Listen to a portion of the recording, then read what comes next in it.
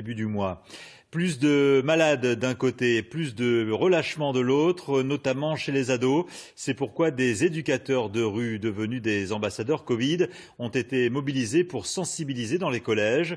Des ateliers animés à Billy-Montigny, Arnes et Salomine pour rappeler parfois des évidences. Voyez ce reportage de Laurent Navez et Jean-Marie Barfetti. L'atelier prend d'abord la forme d'un échange. On est ici pour parler prévention du Covid. Et très vite, les élèves ont exprimé leur ressenti sur les mesures sanitaires.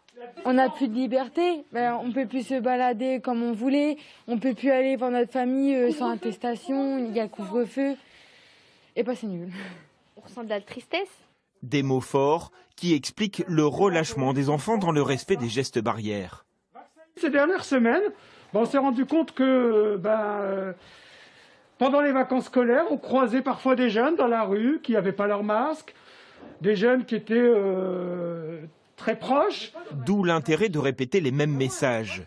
Face aux enfants, des éducateurs de rue formés pour être ambassadeurs Covid et lutter d'abord contre les idées fausses. C'est inutile alors le vaccin. Ouais, inutile. C'est inutile. Le virus est important, mais le masque, ça sert à rien. Les types de tests, l'intérêt du masque, les modes de transmission du virus, comment bien se laver les mains. Pendant 1 heure, les ambassadeurs et l'infirmière du collège rappellent des informations essentielles, en espérant qu'elles ne resteront pas dans la classe.